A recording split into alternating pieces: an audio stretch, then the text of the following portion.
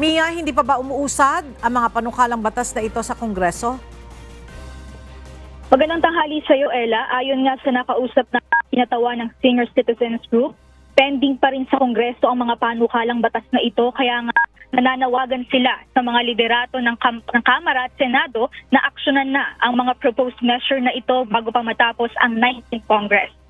Nagtipon-tipon sa Amoranto, Quezon City kanina ang grupo ng mga lolo at lola para manawagan sa Kongreso na ipasa na ang mga nakahaing panukalang batas na may layuning dagdagan ng pensyon at magkaroon ng programa na mangangalaga sa kalusugan ng mga matatanda. Ayon kay Senior Citizen Party List Representative Rodolfo Ompong Ordanes, siyam na panukala ang matagal nang nakahain sa Kamara. Kabilang ito ang Universal Social Pension Act, Geriatric Health Act, maging ang Early Voting Act na para sa mga senior citizens. Ako ay sumulat kay Senator Chis Escudero through Speaker Romualdez. Pero kauupo lamang ni Senate President. Yan panahon pa ni Senate President Mig Zubiri. Yan ay pinakikiusap na natin. Ngayon kauupo lamang ni Senator Escudero ay sana ay bigyan rin niya ng pansin. Malapit na matapos ang Kongreso, kaya kami gumagawa ng panawagan upang magawa ng naipasa, maging batas.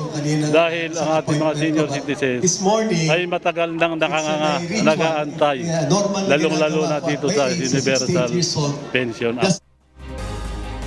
Sa ilalim ng proposed National Welfare Act, layo nitong bigyan ang lahat ng mga seniors ng buwan ng ayuda, anuman ang kanilang kalagayang pinansyal at kung tumatanggap man sila ng pensyon mula sa iba pang ahensya. Nasa 1,000 pesos na buwan ng ayuda ang ibibigay sa seniors na nakaista bilang mga indigent sa Department of Social Welfare. 500 pesos naman ang panukalang ayuda sa seniors na hindi itinuturing na indigent at hindi kabilang sa listahan ng DSWD program beneficiary. Git ng senior citizens, malaking tulong ang ayudang ito para matustusan ang kanilang pangangailangan, lalo na sa kanilang mga karamdaman. Samantala, ang National Geriatric Health Act naman ay may layong magtalaga ng isang ospital na magsisilbing specialty center na titingin sa mga kalusugan ng mga senior citizens. Layon din itong magkaroon ng pananaliksik sa mga sakit ng mga matatanda para makabuo ng pulisiya.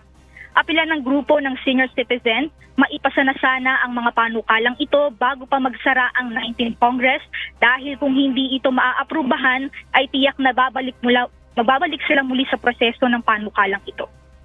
Yan muna ang update, Ella. Alright, maraming salamat, Mia Alonzo.